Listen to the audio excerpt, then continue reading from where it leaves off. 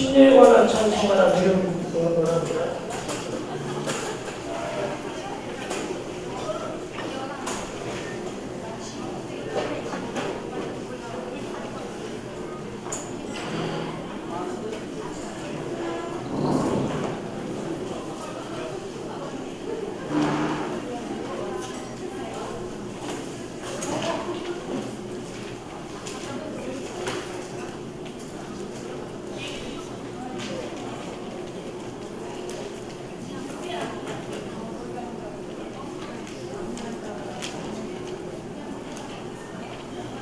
(743장) 한번 읽어보겠습니다. 침례에 관한 찬송 743장.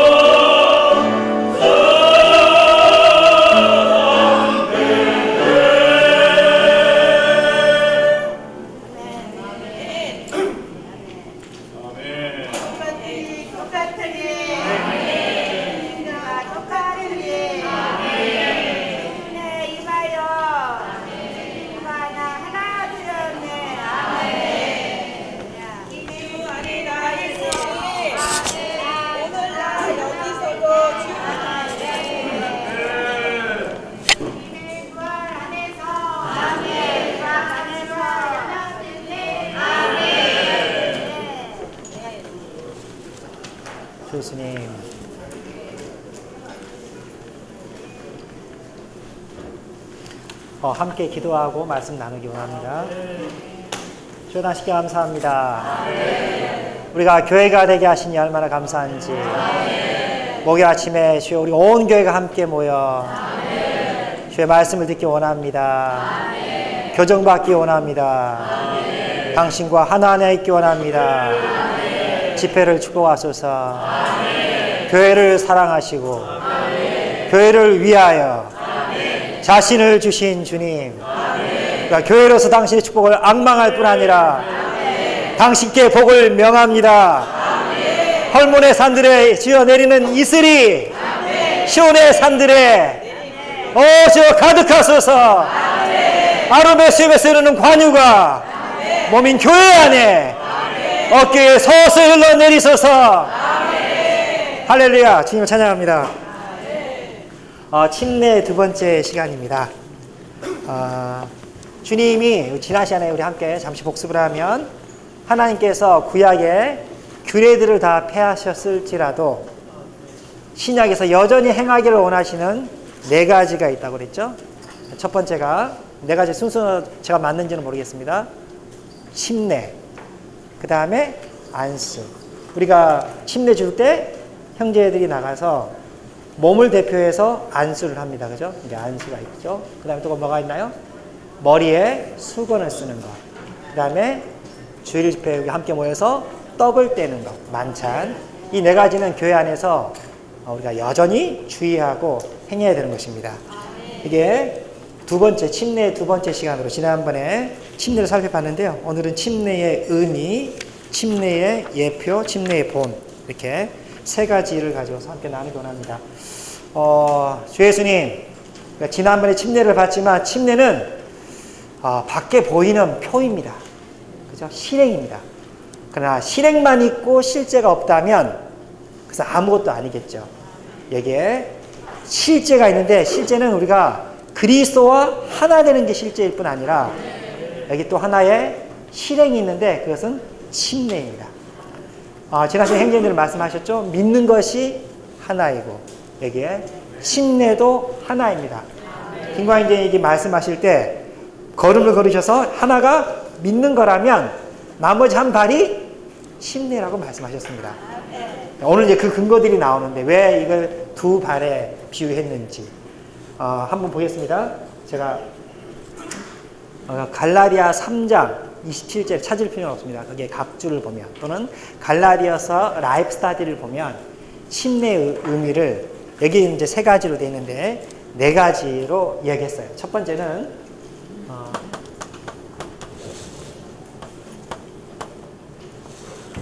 제가 원래 선생 출신인데 이 앞에서 쓰려고 하면 항상 긴장됩니다. 제가 원래 판세를 엄청 잘하는데요. 첫 번째는 뭐냐면 너희가 가서 아버지와 아들과 성령의 이름 안으로, 삼일 하나님이죠. 저 삼일 하나님을 트라이온 가드에서 읽겠습니다.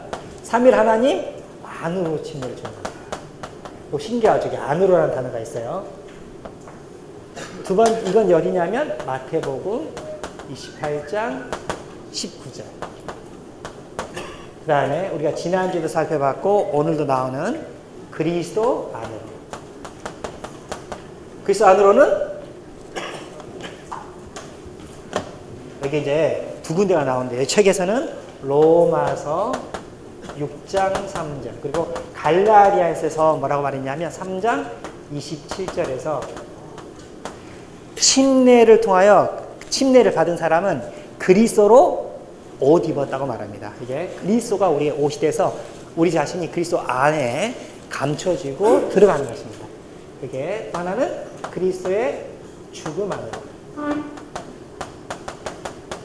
여기 위에 있는 로마서 6장 3절. 침례받은 사람은 그리스도 안으로 침례받은 사람은 그리스도의 죽음 안으로 침례받았다고 말하고요. 여기 중요한 게 하나 제가 덧붙이면 제가 감히 덧붙이는 게 아니고 이영재님이 다른 책에서는 좀 더 진보되게 말씀하셨는데 아주 중요한 게 있어요. 여기에 뭐가 하나 빠졌을까요? 그리스도의 몸 안으로 침례를 받았습니다. 이게 고린도전서 12장 43절. 제가 맞죠? 제가 개인적으로는 교회 생활 하기 전에도 여전히 그리스도인이었는데 제가 지금도 기억합니다. 제가 중학생 때 저는 이제 세례를 받았어요. 세례를. 그때 제 안에 있는 생각이 뭐였냐면 아마 이런 비슷한 생각을 가지고 계신 분이 있으실지 모르겠어요. 왜 세례를 받아야 되지? 제가 세례를 한동안 좀 미루고 있었습니다. 왜냐하면 믿음으로 충분한데 제가 한 발만 뗀 거죠. 믿음으로 충분한데 왜 세례를 받아야 될까 하다가 친구들 세례 받을 때 다 지나고 나서 저는 이제 중3 때 받았거든요. 친구들 대개 중학교 1학년 때 이렇게 세례를 받았는데 고집하다가 받았습니다. 근데 제가 기독교인일 때도 여전히 과거에 교회 안에 기독교 안에 있었을 때도 이건 알았어요. 그리스도 안으로 들어간다는 건 배웠어요. 근데 제가 교회 안에 와서 배운 것은 몸 안으로. 한번 보겠습니다. 그 세 가지는 사실은 다른 말로 하면 하나님 안으로 들어가는 거잖아요. 안으로, 안으로, 안으로, 안으로. 보셨습니까? 안으로 들어가는 것은 플러그를 콘센트에 끼우는 것처럼 연합을 얘기하는 겁니다.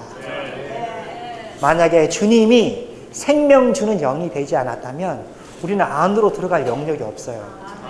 사실 하나님이 사람으로 오시고 인생을 사시고 죽고 부활하셔서 영이 되신 것은 하나의 영역이 되신 것입니다. 구약에서 어떤 사람도 하나님과 사람이 하나 된 적이 없고 하나님 안에 그러한 영역 안에 들어갈 수 없었지만 어떻습니까? 자매 집회 올 때 개인적으로 주의 이름을 부를 때 우리가 어떠한 영역 안에 있는 것을 알 수가 있어요. 어떠한 분위기 안에 있는 걸 알 수 있어요. 그것이 뭡니까? 하나님입니다. 우리가 믿음으로 하나님 안으로 들어갈 수 있지만 놀라운 것은 성경에서 침례를 통해서 안으로 아버지와 아들과 성령 안으로 성령 이름 안으로 이름은 인격이잖아요. 아버지와 아들과 성령의 이름 안으로 침례를 주라고 그랬습니다. 여기 보십시오. 믿음이 당연히 안으로 들어가는 믿는 것이 믿음이 into잖아요. believe into 안으로 들어가는 거지만 여기에 하나가 더 있는데 침례도 성경에서는 주님이 말씀하시기를 안으로 간다고 하는 거예요. 그러므로 이 비유는 틀린 것이 아닙니다. 믿는 것이 발 한 짝이요. 그 다음에 침례 받는 것이 한 짝입니다.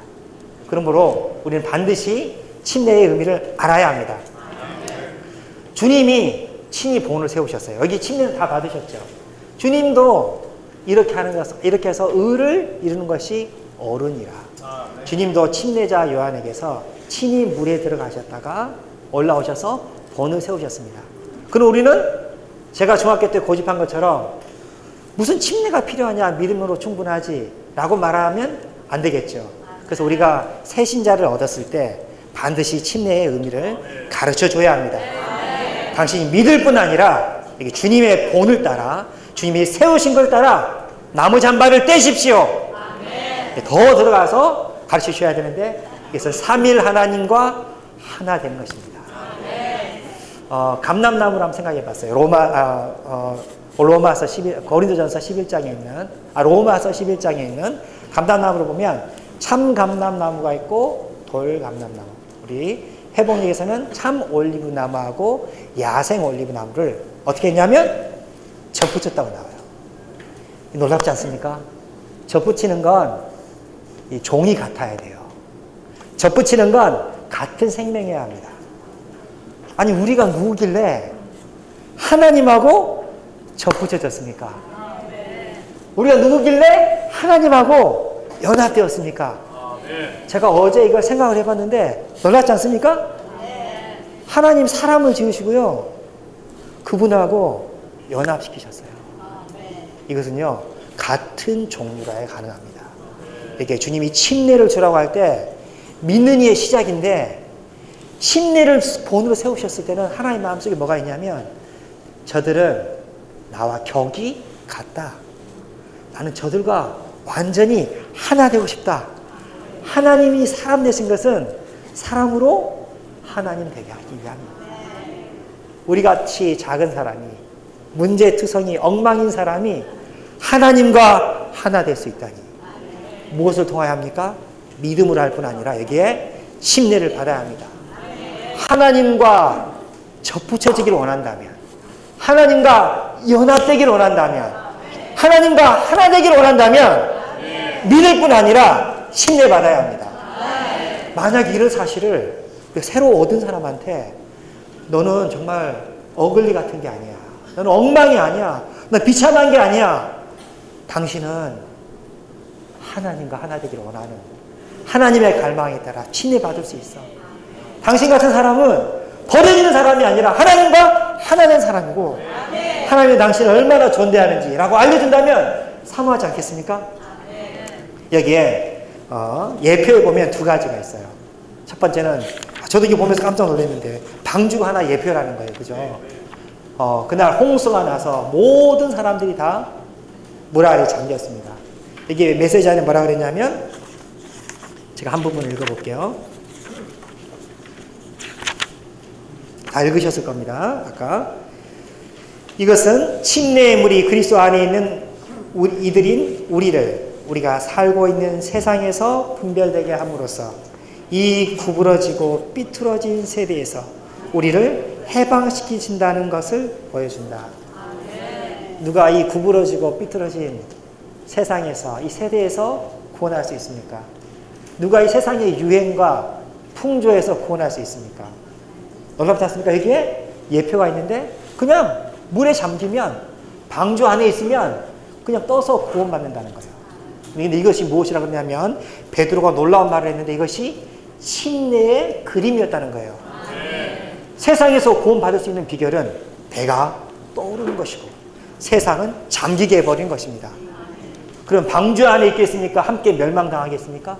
이 세대를 따르겠습니까? 썩어지고 부패하고 어그러진 세대에서 함께 멸망당하기를 원하십니까? 구원받기를 원하십니까? 구원받아야죠. 우리는. 이거 만약에 새 신자들한테 알려주면 누가 구원받지 않고 싶어 하겠어요. 그러므로 침례를 받아야 합니다. 또 하나는 여기에 좋은 예표가 있는데, 여기에 고린도전서 10장 1절, 여기 그림이죠. 바로가 잡으러 왔어요. 바로는 누굴 예표하냐면 사탄입니다. 여전히 그 전날 밤에 유월절을 지냈잖아요. 하나님의 심판이 문설주마다 그리스도의 피를 예표하는 양의 피를 다 발랐기 때문에 하나님의 진노, 하나님의 심판이 지나갔습니다. 그러니까 구원받은 사람인 거예요. 영원한 형벌에 처하진 않아요. 근데 만약에 그날 밤에 떠나지 않고 거기에 머물러 있으면 어떤 일이 벌어질까요? 여전히 바로가 와서 벽돌 구워라, 집도 주지 않고 아주 우리를 괴롭히는 그러한 바로가 와서 벽돌을 구워라 그러면, 노예 생활을 해라고 하면 여전히 다음날 구원받은 사람이지만, 진노에서 벗어난 사람이지만 종노릇을 해야 합니다. 그러나 홍해 바다를 건너버리면, 바다를 지날 때 그 바로와 군대들은 물 가운데서 다 장사돼 버린 걸 볼 수가 있습니다. 이것이 무엇을 예표하느냐 하면, 노아의 방주는 세상에서 구원받는 걸 말해주는 반면에, 이 그림은 다 바로의 능력에서, 사탄의 권세에서, 사탄의 능력에서 구원받는다는 걸 말해줍니다. 우리가 침례를 받지 않으면 여전히 구원받은 사람이지만, 너 죄죠, 죄를 지으라니까 하면 그 능력에서 벗어날 수가 없기 때문에 여전히 애굽에서 그 바로의 손아귀에 있기 때문에 여전히 죄에 지긋지긋한 종로로서 하는 겁니다. 만약 이것을 알려준다면 우리 새신자들이, 우리의 자녀들이 침례를 받고 싶지 않겠습니까? 바다를 건너버리면 침례의 물에 통과할 때 사탄과 그의 군대는 다 장사되어 버립니다. 그의 능력이 끝나는 걸 볼 수가 있어요. 제가 이 교통을 듣고요, 침례를 너무나도 받고 싶었어요. 제가 세례를 비록 받았지만 교회 생활 시작할 때 이 교통을 들었거든요. 그래가지고 제가 바로 침례를 받고 싶다 그랬더니 좀 기다리래요. 물이 준비돼야 되는데 여기는 침례를 줄 수가 없으니 그 당시 이제 책임형님 댁에 가서 침례를 주겠다고. 그런데요, 그게 아마 토요일인가 그랬을 텐데 주일 집회 끝나고 하기로 했거든요. 근데 조금 이따 알려줄 길을 다음 주에 받자. 다음 주에 함께 받을 사람이 있으니 다음 주에 받자. 제가 제 체험을 말씀드리면 그 일주일이요 너무 길었습니다. 나는 빨리 바로의 군대에서 벗어나고 싶은데 이 바로 지긋지긋한 나를 맨날 부려서 종로를 하게 하고 죄짓게 하는 죄와 세상과 모든 데서 구원받고 싶은데 일주일 동안이나 있어야 되나? 일주일 동안 기다려서 침례 받았는데 그것이 얼마나 좋았겠어요. 제가 또 하나 간증을 하면 그때 함께 침례를 받고자 했던 나이 드신 형제님 계셨는데 그 형제님이 침례를 받았을까요? 못 받았을까요? 못 받았습니다. 제가 그때 깨달았는데 침례는요 정말 받기 힘듭니다. 왜냐하면 바로가 침례를 받게 되면 자기의 소나기에서 끝나는 걸 알기 때문에 이 사람이 해방되는 것을 알기 때문에 절대 홍해를 건너서 만질 수 없다는 걸 알기 때문에 침례는 쉽지 않습니다. 그래서 기도를 많이 해야 돼요. 그때 그 형제님이 침례를 못 받고 결국에는 교회생활을 떠났습니다. 제가 저희 지역에 어떤 자매님에게 침례 교통을 했습니다. 어떻게 됐을까요? 주님을 받아들인 데까지는 문제가 없었는데 이 침례는 받지를 못해요. 그 침례 교통을 하는 순간 교회 생활을 조금씩 했는데 침례가 무서워서 교회 생활을 하지 않았어요. 또 한 형제는 어떤 형님과 함께 식당을 운영하는 형제님인데 교통이 참 좋았어요. 말씀은 기독교 안의 형제님인데 침례를 교통하는 순간 더 이상 교통하지 않았어요. 이것은 뭘 말합니까? 침례가 정말 쉬운 게 아니라는 겁니다. 하나 더 마지막으로 제가 말씀을 드리면 이게 몸 안으로 침례. 제가 이 구절을 한번 함께 찾아서 읽기를 원합니다. 그리고 제가 마무리하겠습니다. 고린도전서 12장 13절. 고린도전서 12장 13절. 우리가 유대인이나 헬라인이나 노예나 자유인이나 모두 한 영 안에서 한 몸 안으로 침례받았고 또 모두 한 영을 마시게 되었습니다. 우리가 그리스도 안으로 침례받을 뿐 아니라 성경에 놀라운 구절이 있는데 몸 안으로 침례를 받았다는 거예요. 과거에 우리가 하나님과 연합하는 것만 알았다면 오늘 하나 더 할 수 있는데 우리는 침례받을 때 몸 안으로 들어옵니다. 어떤 놀라운 혜택이 있나요? 여기에 한 영을 마시게 하였습니다. 침례를 받을 때 몸 안에 넘치는 축복을 얻을 수 있습니다. 시편 133편에 있는 것과 같이 한 몸 안으로 들어올 때 이게 한 영을 마실 수 있습니다. 사실 제가 마무리하면 이 부분은 에베소서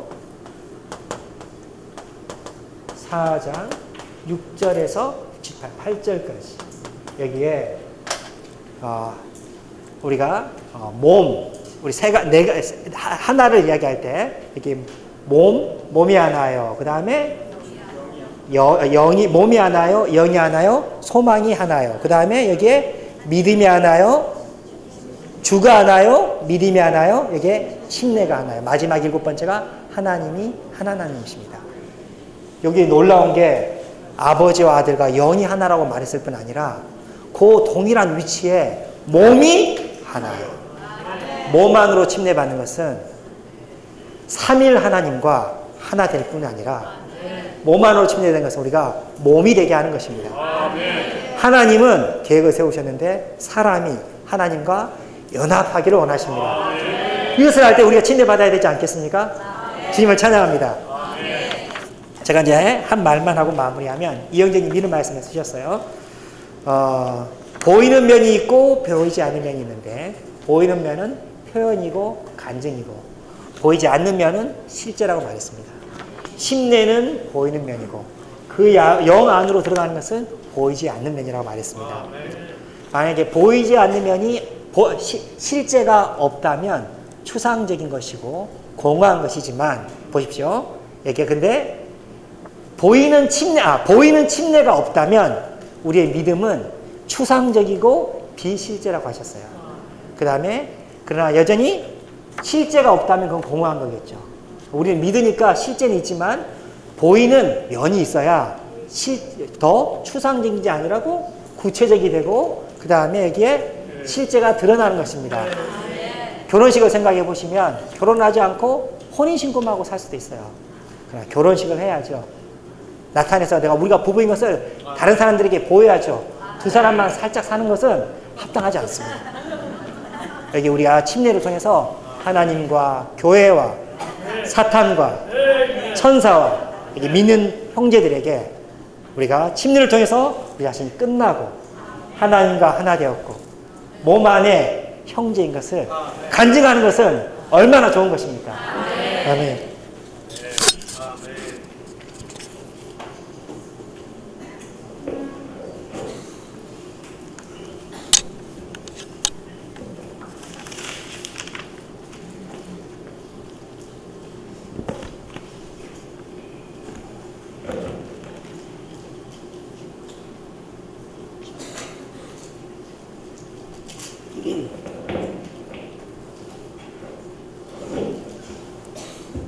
할렐루야. 아멘.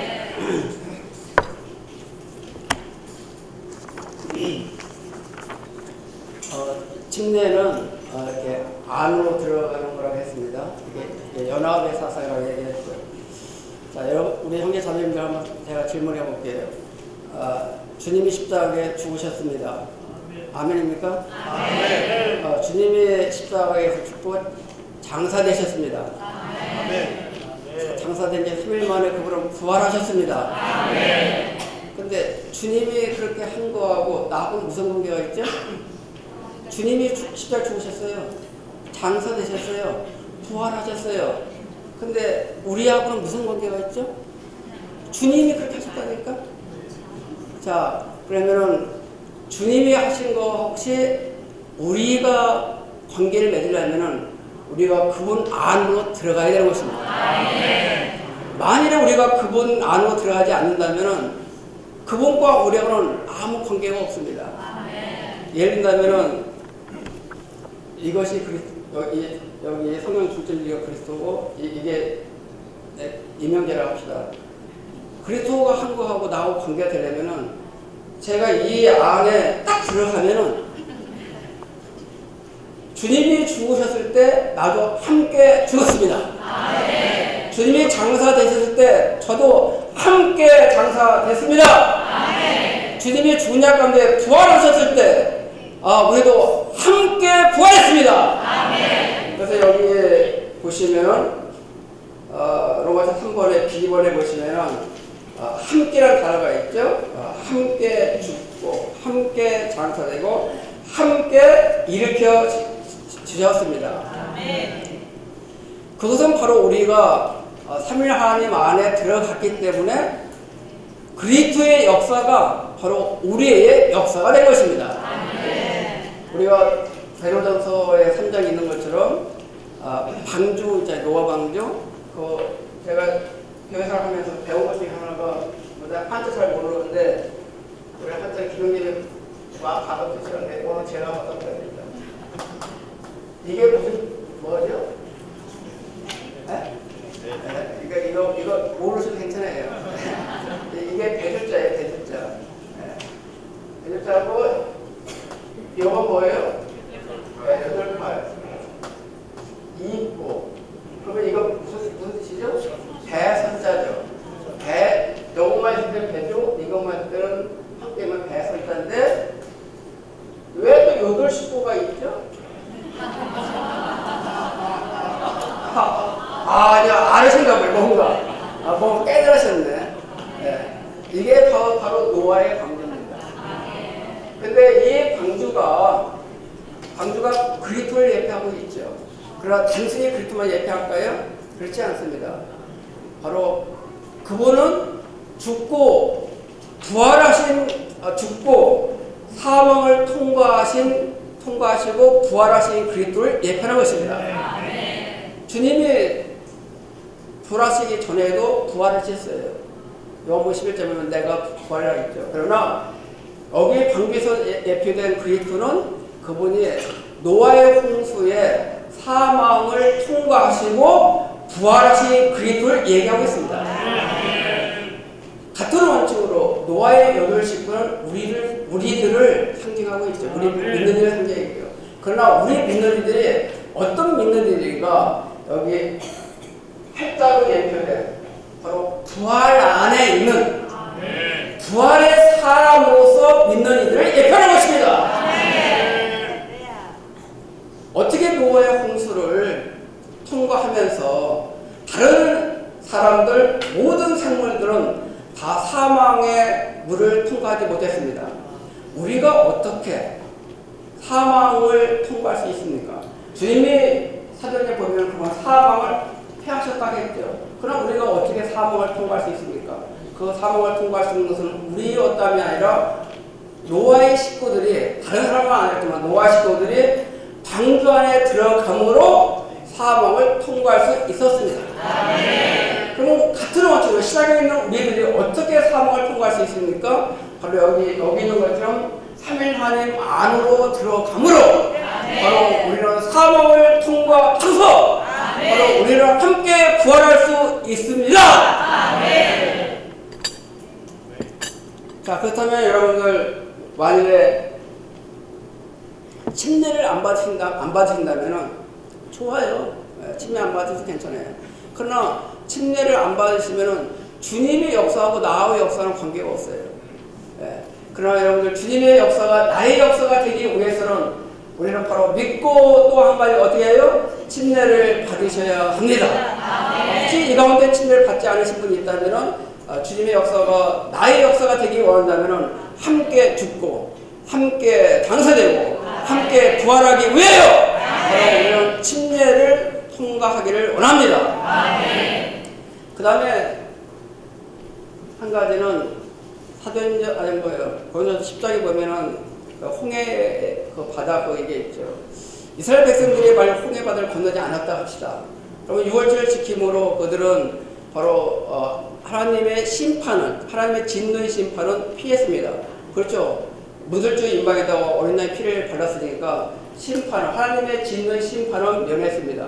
그러나 그 영역이 여전히 이집트 세상 안에 있기 때문에 그 세상의 왕인 바로로 상징된 사탄의 바로 억압에서, 바로 그 사탄의 통제에서 벗어날 수가 없는 것입니다. 그러면 우리가 어떻게 사탄의 통제에서 벗어날 수 있을까요? 그것은 바로 홍해 바다를 건너면 되는 것입니다. 할렐루야, 주께 감사합니다. 자, 근데 이 홍해 바다가 200만 명이나 넘는 그 사람들이 다 또 바로와 바로의 군병들이 그 속에 다 통과했습니다. 야, 우주 가운데 이렇게 큰 침례통이 있는가? 우리는 목욕탕에서 조금 얘기만 한 명씩 하는데 한꺼번에 이스라엘 백성들이 200만 명 이상, 그 다음에 바로와 바로 군병들이 거기 통과했고 이스라엘 백성들이 거기서 빠져나왔습니다. 그 빠져나온 것은 왜 빠져나왔을까요? 자, 침례만 생각한다면, 침례 부정적인 면만 생각한다면 바로와 바로의 군병들도 거기에 장사되었습니다. 장사되는 것이, 죽고 장사되는 것이 다 침례인가요? 그렇다면 바로와 바로의 군병들도 함께 죽고 함께 장사됐어요.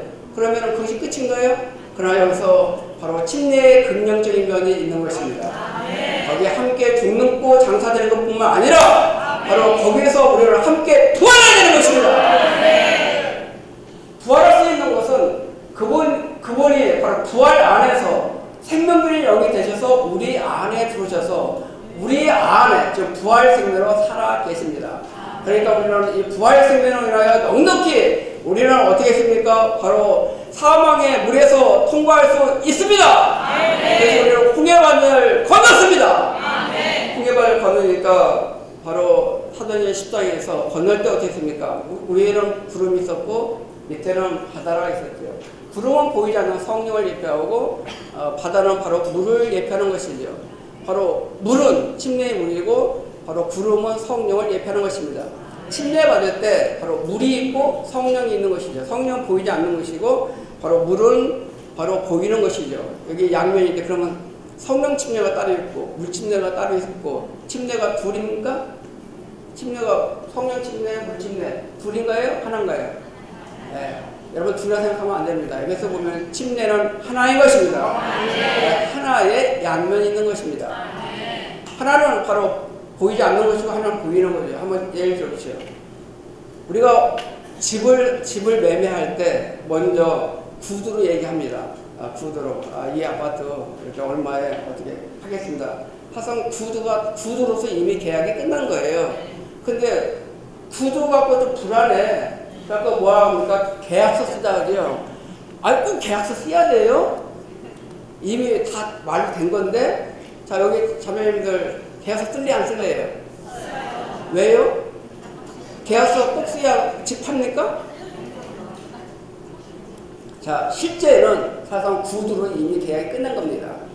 그러나 그 실제를 표현하고 증거하고 확증하기 위해서는 계약서가 필요한 것입니다.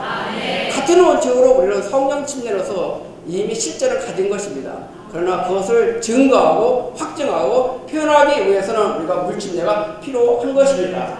어떻든 간에 이렇게 홍해바다를 건널 때 이제는 그 이스라엘 백성들은 누구에게 속했다냐면 모세에게 속했다겠습니다. 그러면은 홍해바다를 건넌 후에는 모세에게 속했다면은 홍해바다를 건너기 전에는 누구에게 속했다는 거예요? 그 얘기는 안 했지만은 사후제가 그런 뉘앙스가 있죠? 자, 우리는 홍해바다를 건너므로 모세에게 속했습니다. 모세는 누굴 예표합니까? 바로 예수 그리스도를 예표하는 거예요. 우리는 바로 전에는 바로를 섬겼을지 모르겠지만 홍해바다를 건넌 이후로 광야에서 바로 우리는 삼위일 하나님을 섬기게 되는 것입니다. 근데 홍해바다를 건너니까 우리 소유권이 바로 바뀌었을 뿐만 아니라 바로 우리 음식이 바뀌었어요. 이제 홍해바다를 건너니까 사도행 10장 3절에 보면은 이제는 영적인 음식을 먹고 뭐라 했더라? 예. 10장에 보시면은 10장 3절에 보면은 모두 똑같은 영적인 음식을 먹었고 그다음 4절에 모두 똑같은 영적인 물을 마셨습니다.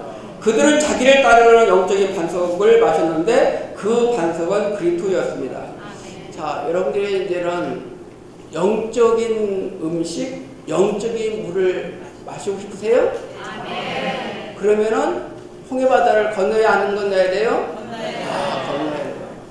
애굽에서 마늘과 부추 이런 것들을 먹었지만은 먹고 살았죠. 그러나 성경에서는 그런 것들은 영적인 음식이 아니라 했습니다. 그런 것들은 바로 영적인 물이 아니라 했습니다. 홍해바다를 건넌 이후로 우리의 신분이 바뀌었을 뿐만 아니라 우리의 음식이 바뀌었습니다. 어떤 음식이었습니까? 하늘에서 내려온 만나와 깨진 밭에서 나오는 물을 마신 것이 바로 영적인 음식, 영적인 물로 바뀌었습니다. 여러분들이 바로 이런 음식이 바뀐다면 여러분 대우가 달라질 겁니다. 홍해바다를 건널래 안 건널래요? 건너시겠다고요? 네. 근데 더 놀라운 것은 그들은 자기를 따르는 영적인 반석에서 마셨는데 그 반석은 그리스도였습니다. 바로 출애굽기 17장에 나오는 그 반석은 물질적인 반석이었죠. 그러나 이 반석이 사도 바울은 당연히 뭐라면 이 반석은 그리스도를 상징한다 하지 않았습니다. 바로 이 반석은 뭐라고 해요? 그리스도라고 했습니다. 근데 이 그리스도가 우리를 따라다녀요. 우리를 따라다녀요. 자, 침례 받은 이후로 바로 여러분들이 어떤 경험이 있습니까?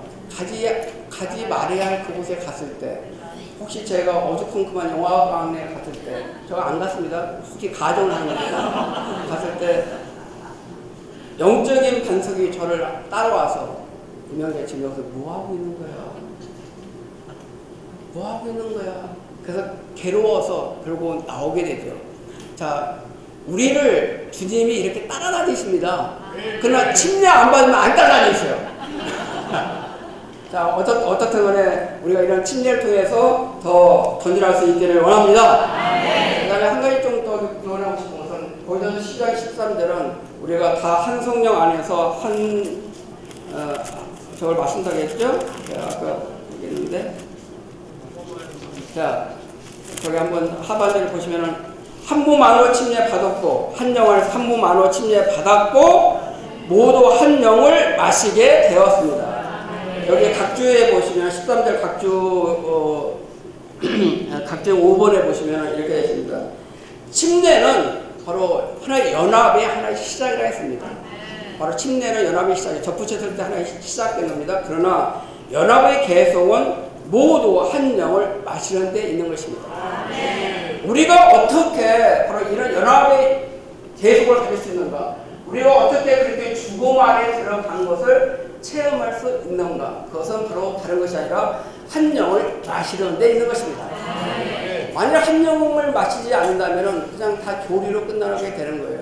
그러나 우리는 바로 침례 받음으로 어떻게 해서요? 그렇게 죽음 안으로 들어갔습니다. 그 죽음 안에 들어간 것을 어떻게 체험할 수 있는가? 우리는 한 영을 마시는 것입니다.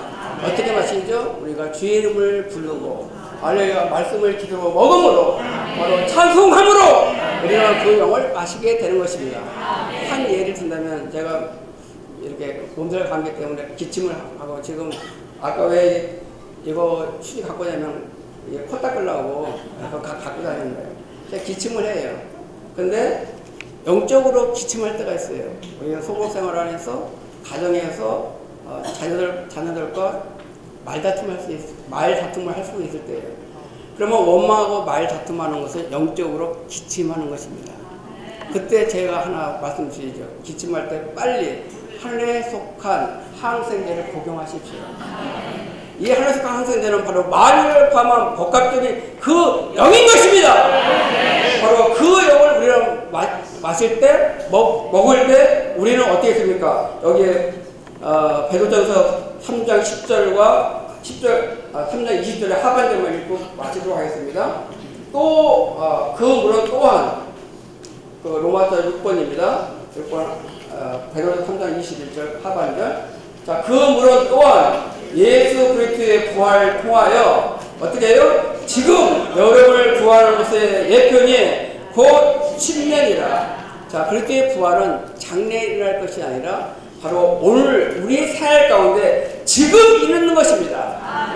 그 다음에 여러분을 장차 구원할 것이 아니라 여러분을 지금 구원하는 것입니다. 우리가 그 영을 마실 때 그리스도의 죽음 안으로 들어가는 그 효능을 우리는 바로 지금 체험할 수 있게 되는 것입니다.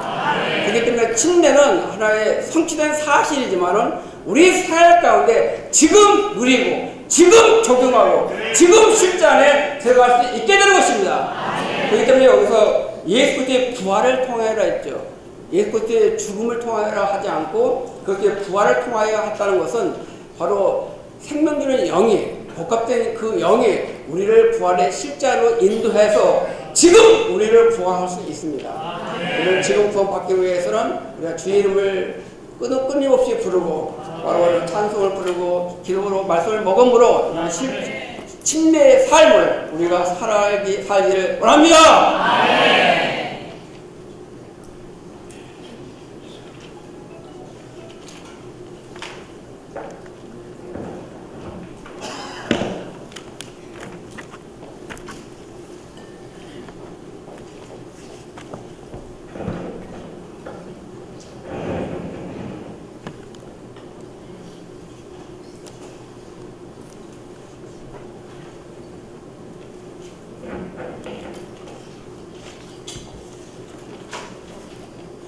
다음 주까지 침례에 관련된 이러한 교통을 우리가 하게 되고 특별히 언제가 됐든 이러한 침례에 대한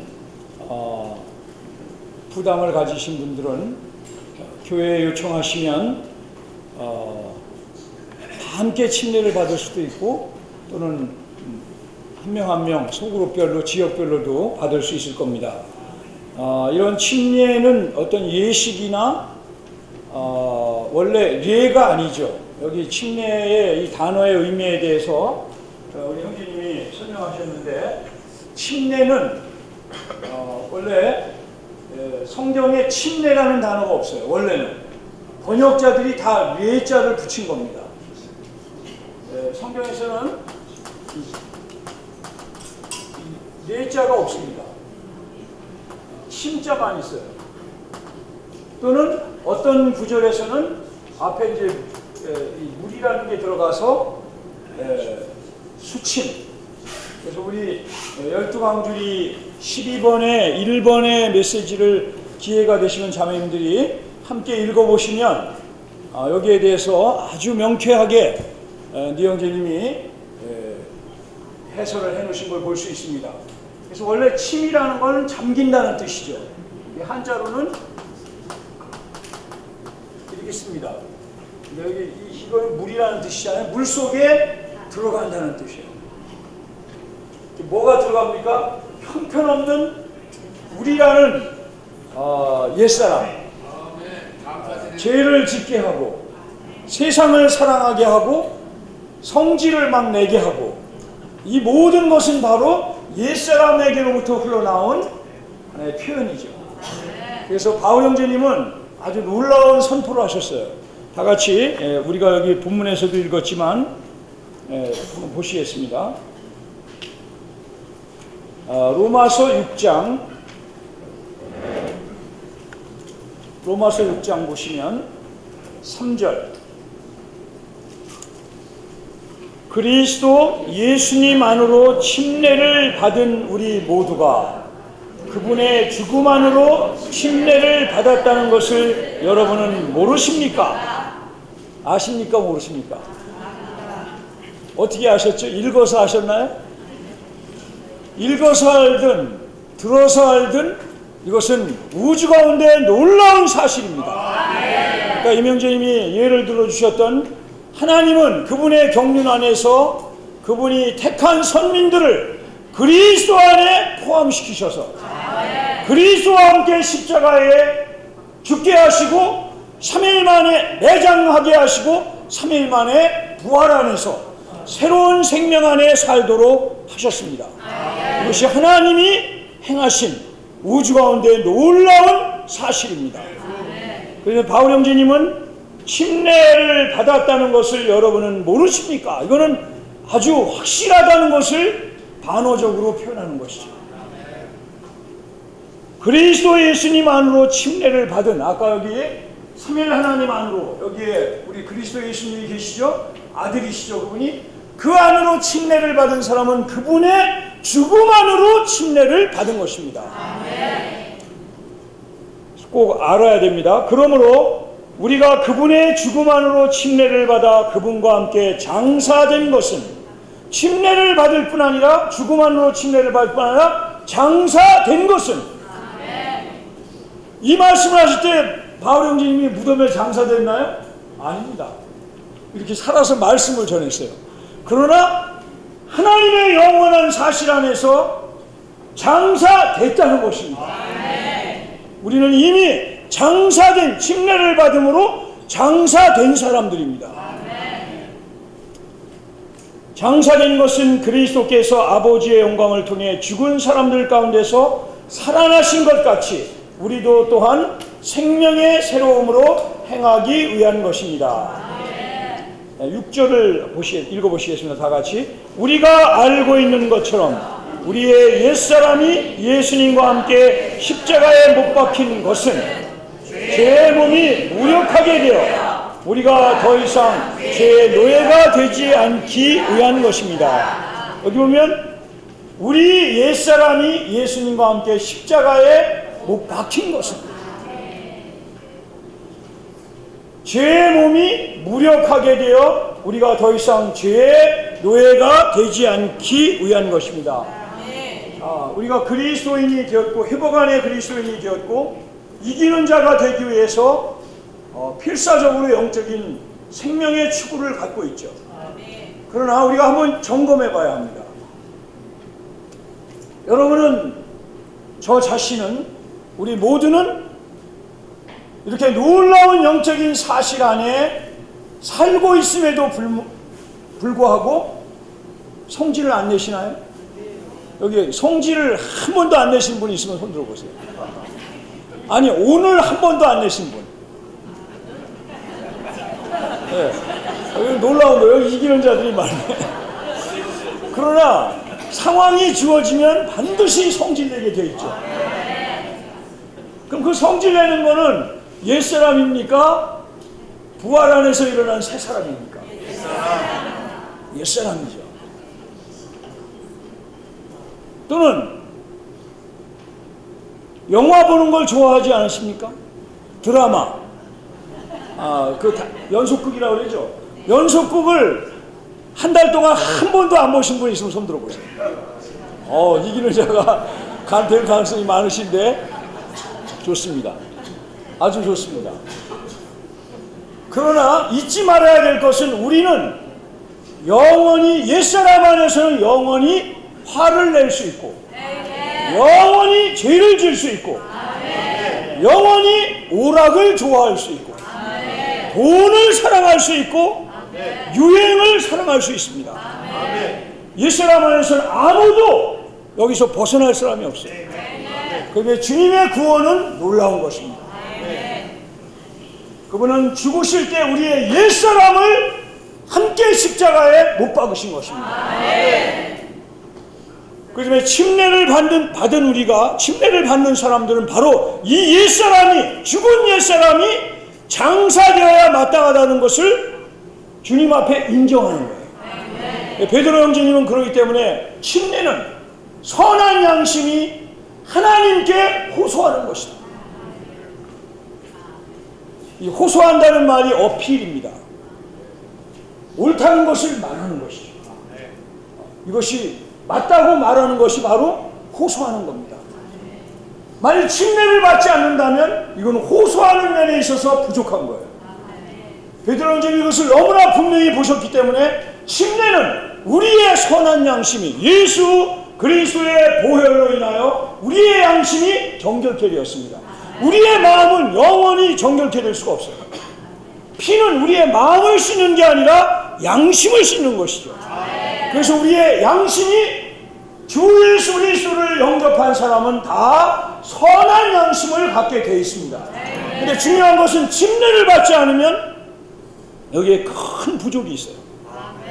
침례를 받을 때 우리의 죄사함을 받은 선한 양심은 하나님을 향하여 침례의 물 앞에서 침례를 받고 나올 때든 들어갈 때든 하나님을 향하여 호소하는 것입니다. 하나님, 나는 당신이 이루신 놀라운 당신의 아들 예수 그리스도의 역사와 하나 되었습니다. 나는 당신의 아들의 죽음과 아파요 함께 죽었습니다. 그 죽음을 저는 이 침례의 물 앞에서 내장함을 통하여 당신께 보여드립니다. 이것이 호소하는 것입니다. 그러므로 정말 우리는 침례를 가볍게 여기지 말고 하나님의 역사와 하나 되는 것이 그분의 의를 이루는 것이 바로 침례인 것입니다. 사람들이 이 침례라는 것은 마치 뭐가 아니면 헬라어를 보면 침례라는 그 밥티조라는 밥티스마는 명사고 밥티조는 동사입니다. 이게 주로 예를 어떻게 하면 물감을 드릴 때 천을 그 물감 속에 팍 집어넣는 게 바로 밥티조예요. 침례의 물 속에 들어갔다 나와야 돼요. 그래야 우리는 놀라운 그 영역 안에 사는 그러한 물감이 들여지는 겁니다. 어떤 사람이 침례를 받지 않고 수침하지 않고 물속에 들어가지 않고 생활할 수 있죠. 그러나 구원은 그렇게 간단한 게 아닙니다. 바울 형제님에게 아나니아가 이제는 왜 주저하십니까? 일어나 주님의 이름을 부르고 침례를 받으십시오. 이 말이 무슨 말입니까? 바울 형제님 구원 안 받았다는 얘기인가요? 바울 형제님은 주님으로부터 직접 구원받았어요. 그래요. 놀라운 사도가 된 것이죠. 그러나 아나니아를 통하여 하나님은 뭐라고 말씀하십니까? 일어나 주님의 이름을 부르고 침례를 받으십시오. 이것은 무슨 말입니까? 여기에 침례가 주는 구원이 있다는 것입니다. 많은 사람들이 새 예루살렘에 가는 것에는 문제가 없어요. 그러나 남편에게 문제가 있습니다. 남편은 당신을 바라보고 있습니다. 내 아내가 회복에 이렇게 오래 다니는데 이게 진짜인가? 부모님이 우리를 바라보고 있습니다. 주변에 있는 사랑하는 형제자매들이 소그룹에서 지역에서 우리를 바라보고 있어요. 근데 어떤 방면에서 우리는 구원받지 못합니다. 문제가 생겼거든요. 다투었거나 또는 심하게 다투었거나 또는 지나치게 그리스도 아닌 것들이 표현됐거나 이 문제를 어떻게 해결하시겠어요? 물론 자백하고 사과하고 물론 그럴 때 깨끗이 용서해 줄 수 있죠. 그러나 거기에 부족한 게 있는 거예요. 침례의 물 앞에서 사도 바울은 구원받은 사람임에도 불구하고 침례를 받음으로 과거에 주님의 이름을 부르는 사람들을 핍박한 이 죄를 침례의 물 속에 씻어버린 겁니다. 그 아나니아가 주의 이름을 불러 침례를 받고 당신의 죄를 씻으십시오. 그 물 속에 들어간다고 뭐가 죄가 씻겨집니까? 그게 아니에요. 내가 범한 죄의 그 상태가 성도들 앞에서의 그 상태가 씻겨진다는 것입니다. 물은 영원히 우리의 죄를 씻을 수 없어요. 그러나 중요한 건 성경 말씀은 침례를 받고 당신의 죄를 씻으십시오. 어떤 경우에 우리는 침례의 물 속에서 간증함을 통하여 죄를 씻어버려야 합니다. 그래서 마가복음 16장 16절에 있는 그 구원은 바로 침례를 통하여 사람들 앞에서 구원받는 것입니다. 두 번째, 물 속에 뭔가를 집어넣을 때 더러울 때 씻으려고 집어넣죠. 우리 어머니들이 개울가에 가서 빨래를 할 때 물 속에다 막 헹구고 그 더러운 걸 씻으려고 물 속에 담그는 거예요. 담글 뿐 아니라 막 이렇게 해가지고 씻잖아요. 아멘.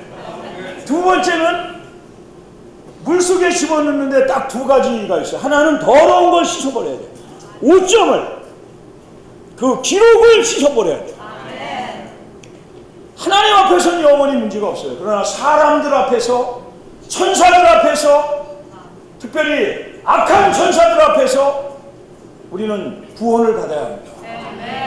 두 번째는 쓸모없을 때 버려버려요. 저는 어렸을 때 많이 봤어요. 막 필요 없으면 물에 갖다 막 버리더라고. 지금은 이제 오염되기 때문에 벌금 받으니까 물에다 못 버리지만 옛날에는 막 흘러가는 물에다 막 버렸어요. 그렇게도 안 버리면 홍수가 납니다. 홍수가 나면 막 다 쓸어가는 거예요. 다. 자, 필요 없는 게 뭘까요? 우리의 옛사람이 필요 없는 거예요. 우리의 옛사람은 이미 죽은 겁니다. 그 시체를 매장해야 돼요. 쓸데없는 죽은 것을 가지고 다니면 안 됩니다. 죽은 사람은 말이 없어요. 그가 잘했든 잘못했든 죽은 사람은 말이 없어요. 저 메모리얼 파크 가보십시오. 그가 얼마나 잘했든 말없이 거기에 누워 있습니다. 옛사람은 그렇기 때문에 승리하는 생명을 사는 사람들은 정말로 이러한 매장의 체험을 철저히 하는 사람들이에요. 아무리 긁어도 성질이 안 나요. 아무리 나를 뭐라고 흔들어도 문제가 없어요. 왜? 그건 옛사람이니까. 그건 이미 끝난 죽어 매장된 것이기 때문에 거기에 반응할 필요도 없고 할 수도 없어요. 아멘. 놀라운 것입니다. 누가 아무리 나를 예민하게 만들어도 심지어 오락이든 세상의 명예든 사람의